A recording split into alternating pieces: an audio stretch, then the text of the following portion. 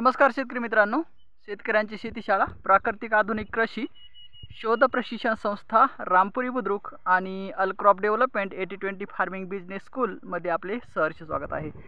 शेतकरी मित्रांनो, आज कापसाला पेरणी होऊन जवळपास 1 महिना पूर्ण होतो आहे। 1 महिन्यामध्ये कॉटनची व्हेजिटेटिव्ह ग्रोथ खूप छान आहे, कारण पाऊस जेमतेम आहे। कापसाला मोजकाच पाऊस पाहिजे आणि मोजकच वॉटर मॅनेजमेंट पाहिजे। म्हणजे कोरडं आणि थोडंसं दमट वातावरण जर असेल तर कापसाला खूप चांगलं असतं, सूट होतं आणि चांगली कॉटनची व्हेजिटेटिव्ह ग्रोथ 1 नंबर होते। तर पहा, खूप छान कॉटन आहे आज, 1 नंबर कॉटनची स्थिती 1 नंबर आहे। आणि मित्रांनो, आता आपण तुर्तासच एक पहिला खताचा डोस आपण कॉटनला दिलेला आहे।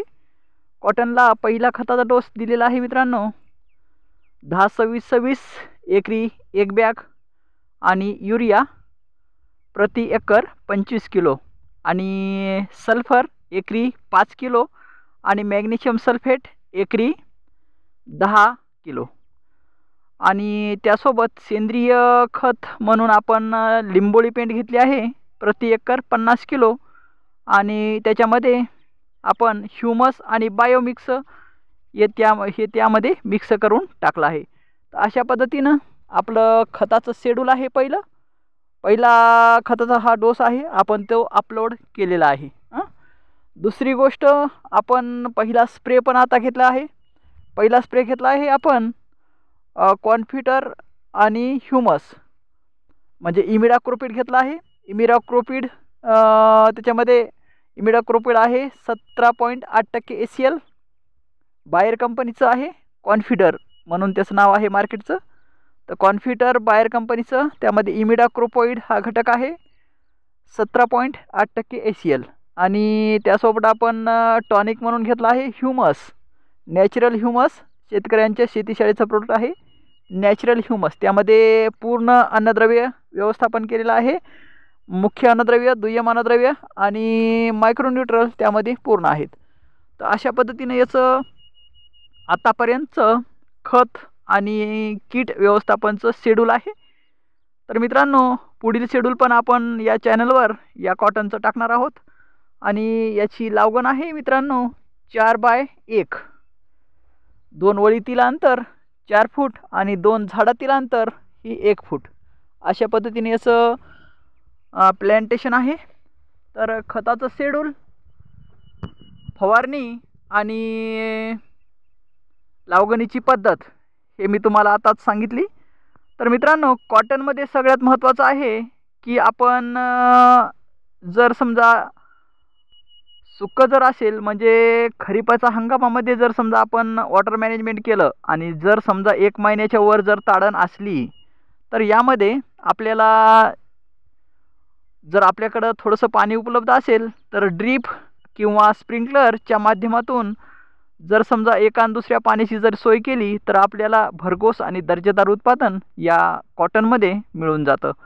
तर यामध्ये आपल्याला सगळ्यात महत्त्वाचं आहे की वॉटर मॅनेजमेंट। दुसरी गोष्ट आहे सगळ्यात महत्त्वाचं की क्लायमेट चेंजचे जे परिणाम असतात त्यामध्ये थोडंसं आपल्याला इन्व्हॉल्व व्हावं असं वाटत असेल तर तुम्ही क्लायमेट चेंजचे जे नॅचरल काही प्रोडक्ट आहेत त्यामध्ये तुम्ही ते घेऊ शकता। तर क्लायमेट चेंजचे परिणाम तिथे थोडं कमी जाणवतात। तर अशा पद्धतीनं कॉटनचं जर तुम्ही व्यवस्थापन केलं तर आपल्याला एकरी म्हणजे 40 आरसाठी उत्पादन याला मिळून जातं कमीत कमी 15 क्विंटल, कमीत कमी 10 क्विंटल आणि जास्तीत जास्त 15 क्विंटल। खरीपाचा हंगाम सांगतो मी तुम्हाला, कोरडवाहू। जर समजा यामध्ये तुम्ही ड्रिप इरिगेशन केलं किंवा स्प्रिंकलर असेल तुमचं आणि वॉटर मॅनेजमेंट जर चांगलं केलं तर यामध्ये तुम्हाला कमीत कमी 10 क्विंटल आणि जास्तीत जास्त 25 क्विंटल पर्यंत आपण पर एकर उत्पादन घेऊ शकतो। तर अशा पद्धतीनं हे कॉटनचं एकरी उत्पादन आहे, उत्पादन क्षमता आहे आपल्या महाराष्ट्राची। तर सुरुवातीपासून आणि शेवटपर्यंत जर समजा आपण कॉटनची ट्रीटमेंट जर घेतली शेतीच्या शाळेच्या माध्यमातून, तर आपल्याला चांगल्या पद्धतीनं आपल्या शेतामध्ये भरघोस आणि दर्जेदार उत्पादन मिळून जातं. तर या शेतीशाळेच्या माध्यमातून आपण क्रॉप ट्रीटमेंट देत असतो.